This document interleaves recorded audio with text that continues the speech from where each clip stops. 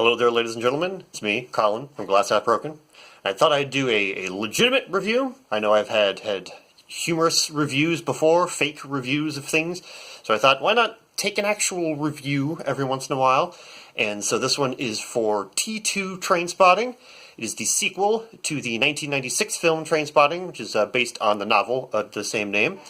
And this is 21 years after the first film, and that is actually, that's pertinent. That's good that is that long apart, because that Irvin Welsh, who wrote the original novel, wrote a follow-up to Trainspotting called Porno, and that was set, I believe that was only set 10 years after the original, but I think Danny Boyle, the director, decided to make it a little bit longer because he wanted the actors to really seem like they've aged. I think there was an interview and he said, actors tend to, they still look young when they're in their, 30s and 40s and things like that. So he said that, if he really wants to get them to really look older and really have that signs of aging for Hollywood actors and, big stars, even in England, you're going to have to wait a little bit longer for something like that, for them to really show the signs of aging. Especially Ewan McGregor, who still, looks like he's,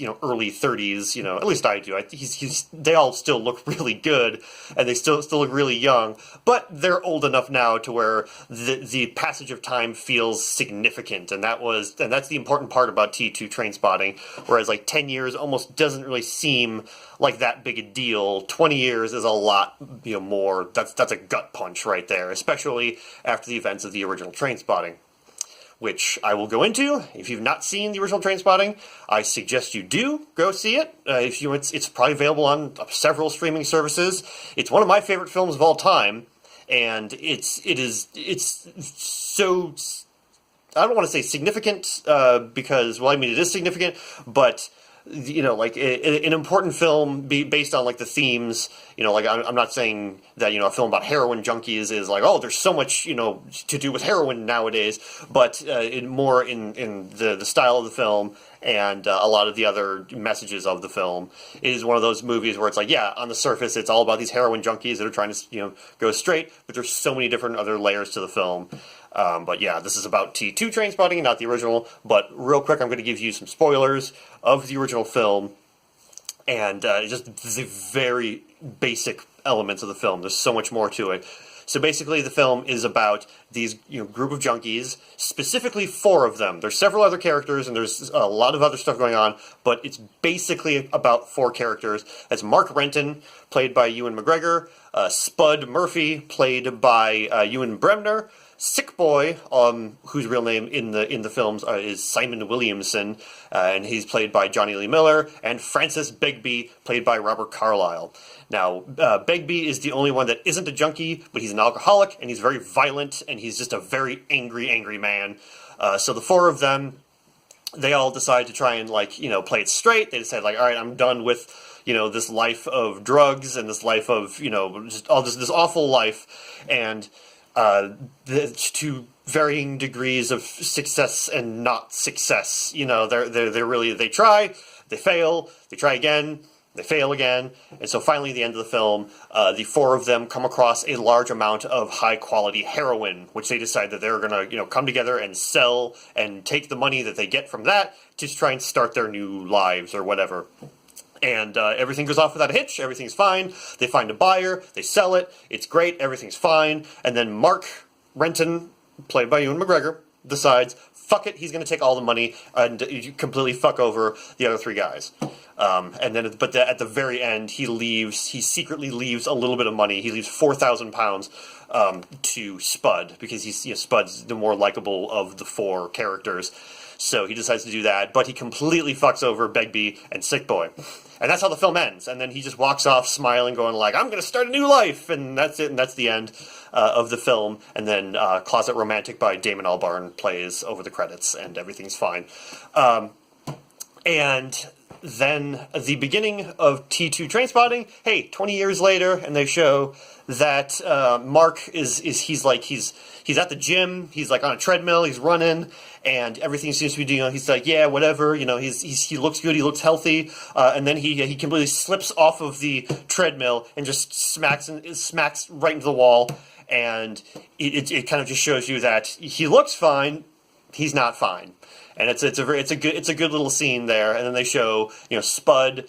He's not doing great. He has a kid, but his ex-wife has custody rights, and there's he's still a heroin addict, and he's trying to kick it, but he's just been failing at it. Sick Boy is now a coke addict instead of a heroin addict. And he decides to go into this business with his girlfriend of basically blackmail. Like she gets into these relationships with these high-powered businessmen, and then they have a hidden cameras, and so then he blackmails these rich guys. And says like, hey, I've got this footage of you getting pegged in the ass by my girlfriend. So that's kind of how he makes his money. I mean, he also owns a bar, but it's a shitty bar that's failing. And then Francis Begbie is in prison, and he escapes, and then that's kind of that's the setup. That's like the very beginning of the film is just setting up like, here's what they've been up to, nothing great. So then they see, so Mark comes back to basically set things straight, and you don't really, and I'm not really going to get into like why he comes back, because I think that's a little bit of a spoiler, but like, yeah, he does come back for his reasons, and he decides that he's going to try and pay back what he stole from Simon, from Sick Boy. He already kind of gave $4,000 to Spud at the very end of the first movie, but he still wanted to kind of like set things straight with them. Sick Boy, who's just referred to as Simon. Anytime somebody tries to call him Sick Boy, he's like, no, I'm just Simon now. I'm not Sick Boy anymore. But yeah, so things don't go well between Mark and Simon, but then they sort of like come back together. Like Simon wants to get revenge on Mark. He's just like, all right, here's what we're gonna do. He's basically gonna try and recreate. So he's gonna be like, all right, well, here's what we're gonna do. We're going to get a whole lot of money in a different way, and then he's talking to his girlfriend. He's just like, all right, I'm going to get, basically what's going to happen is I'm going to try and get a whole bunch of money and say I'm going to split it with them, and then take the money like he did to me, and once again, this is very early in the film, so it's not really spoilers. So then they come back together, and then they get Spud involved with basically what they're going to do is they're going to turn his failing bar into a whorehouse, basically, or a sauna, as they say, and then from there, that's basically the plot of the film is they're going to try and turn this shitty bar into a sauna in some way or another, but then also Begbie has broken out of prison.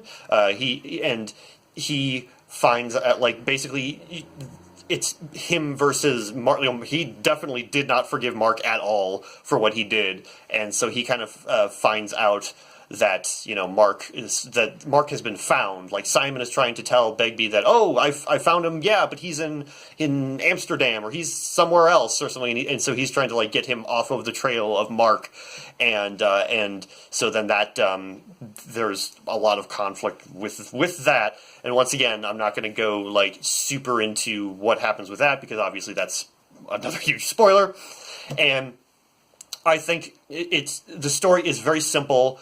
And it is definitely more about the characters and how they've evolved or de-evolved or have stagnated, and just kind of like these are just like these 40-something characters, or in the case of like Begbie, I think he might even just be in his early 50s, because he's a little bit older than the other guys, and it is just them going like it's kind of like the Clerks 2, only way better thing of just like there was a tagline for Clerks 2 when that came out of just like like back in 1994 they were heading nowhere, and now they've finally arrived, and it was one of those things where it's just like, yeah, they're still clerks, they still have shitty lives, and this one is a little bit more of a gut punch, mainly because of the fact that like things were turning out well for Mark. You didn't really, and then like Spud had that little bit of money, so you're like, oh, maybe Spud turned his life around after that, and it's just like, no, they didn't.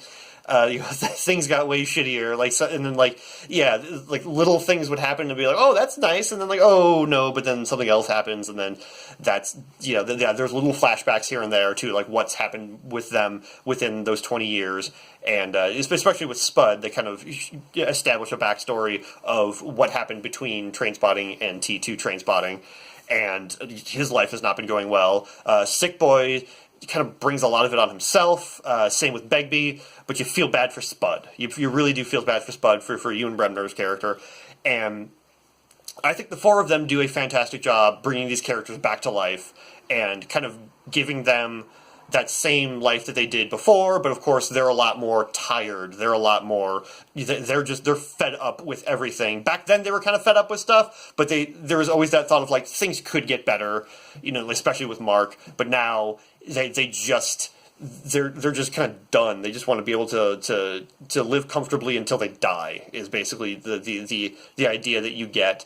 Especially when they try and build up the sauna, and they're just like and after a while you kind of don't know if Sick Boy really cares about betraying Mark anymore, and there's a part where you might think like maybe he just wants to build this sauna with his girlfriend and do well, and I think. There's a lot of people who have said that this is an unnecessary sequel, that like nobody asked for this sequel or anything like that, and I think that's kind of a part of the characters and the part of the story. It's you really get the feeling that these characters don't want there to be a sequel, and I mean that in like a good way. Like they're tired of life. They're almost like if they knew that they were film characters, they'd be like, "What are you doing making this sequel? What are you doing?" And I like that about the film. I like that it's sort of self-aware in its own way. That like they're just so tired, and it's really weird because the original Trainspotting is such a product of the 90s, 1996, and there's so much of that mid-90s Britpop, and there's that mid-90s like there's just all of this.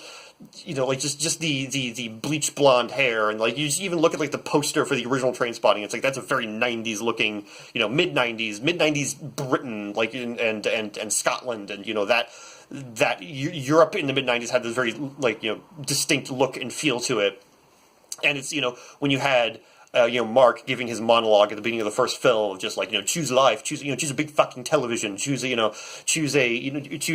watch mind-numbing, spirit-crushing game shows and things like that. And now it's so weird and anachronistic. I don't even know if that's really the proper terminology, but like it feels weird that here he does kind of the similar monologue, but he starts talking about Instagram, and he starts talking about choose to tell everyone what you ate and hopefully someone cares or something like that, and he starts talking about choose revenge porn and choose very topical shit, and it's crazy to hear him say that because it feels like you really do get this feeling of like this is just a man out of time, and that's about. That's getting older. Getting older is about feeling like you're out of time. Like, I'm 32 years old, and I feel like I'm out of place, out of time. And so when people start talking about, all of this stuff, today, music artists, like, I totally don't know who's popular right now in the world of music or anything like that. Or, like, I'll look at a tabloid magazine, and it'll be like, so-and-so and so-and-so are breaking up. And I'm like, I don't know who these people are. But then when somebody starts talking about stuff from, like, the 90s and, like, early 2000s and things like that, I'm like, oh, okay, I know that. And that really feels present in Trainspotting. This film is basically for people who are feeling older and they feel like they're out of their time, and they feel like they're too old. And it's really, you really do feel, even if you aren't a heroin junkie, obviously, it still feels like oh man, like I know that feeling. Like when they're like, when he's like dancing around to like all the 90s music, and they're all like, yeah, because there's a lot of good remixes of the music that was in the original Trainspotting. Then there's a lot of really great newer music from bands like Wolf Alice and High Contrast, and a bunch of other really great bands. It's a great soundtrack like the original was. And some really great remixes of Born Slippy and Lust for Life and all of those other stuff from there. And it's that weird feeling of nostalgia and but like kind of sad nostalgia, just sort of like, oh, I remember that, and you're like, yeah, I remember really liking, Born Slippy by Underworld, and then it's just like, and then there's this like newer kind of version of it, and there's like little Deep Blue Day by Brian Eno plays, and that was an even older piece of music from before Trainspotting, and also Lust for Life, obviously, but like I hadn't heard of any of that music until Trainspotting, and so it feels, there's that weird nostalgia that doesn't pander, and that's the great thing about it, is that this is not a cheap cash-in of like, let's cash in on Trainspotting, and Danny Boyle really wanted to work on this, everyone else really wanted to work on this, and it really feels like there is this love of the original source material, and there was this like they wanted to return to it because they felt that this was a good story to tell and a good continuation of that previous story, and everything about it I thought was great. I thought the performances by all the actors it was great. It's a strangely funnier film than like there's the sort of like there are parts that kind of hit harder. The dramatic moments do hit like hard, but like I felt that there was some really silly parts of the film. I liked it. It didn't feel out of place. At least I didn't really feel that it felt out of place, but it's still like, yeah, I felt like the original Trainspotting had more dramatic moments in them than this one. I guess I'd have to rewatch the original Trainspotting for like the millionth time. But yeah, and there's a lot of like great new actors. There's like the Sick Boy's girlfriend, Veronica, that I mentioned before. She's very heavily involved in the story, and she's a really great character. The actress, who I don't remember her name, I apologize, but she's great. She's fantastic, and she really feels like she's kind of like that glue that kind of fits all the characters together.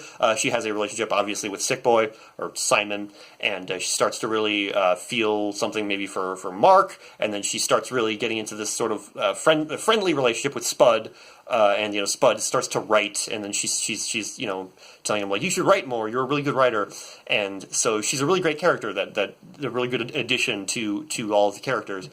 There is a minor cameo by Kelly MacDonald as Diane, who Kelly MacDonald, that character was a big part of the first Trainspotting. Here it seemed a little unnecessary, but yeah, she plays a lawyer, and so it's just sort of like they needed a lawyer for something, and then Mark is just like, well, hey, Diane's a lawyer now, I'll talk to her, I haven't talked to her in years, and so it's kind of this weird, awkward moment of like, like, I need this legal advice, and also, how have you been these past 20 years, so it was kind of a little weird. It was fine though. It was a fine little nod to the original film, and yeah, I really like this film. Obviously, I mean, once again, the original Trainspotting is one of my favorite films of all time. I think it's a near perfect film, if not a perfect film. And this one is definitely not a perfect film, and it definitely doesn't have that punch, that kick of the first film. But I still think that it's a really great continuation of the story, a really great continuation of these characters, and I think that you'll probably have to wait until it comes out on video, because it's kind of hard to find in theaters. It's only in like 50 some theaters in the United States, so it's like it's a little hard to find. But yeah, I mean, once it comes to like Netflix or to somewhere, I highly recommend you guys check it out. It's a great film, and though obviously I hope they don't make another one. I mean, once again, Irvin Welsh only made one more. He only made two novels with these characters, so there's no third novel. It covers a lot of things about today's way of life that like there's certain points where like you always think like, oh, what would this character from this film be like now? Like sometimes I think like, well, what if A Clockwork Orange was made today? What would it be like, or something like that? Like I sometimes think about that with other films, and this is an instance of like, this is how Trainspotting would be now, and with these characters, obviously aged 20 years, but it's really interesting. It's a really interesting look at these characters interacting with each other in 2017. So yeah, great. Highly recommend it once again. And thank you for watching the video. And subscribe, like, do all that stuff. Slam that notification bell. Blah, blah, blah. And I'm Colin. I'll see you guys later.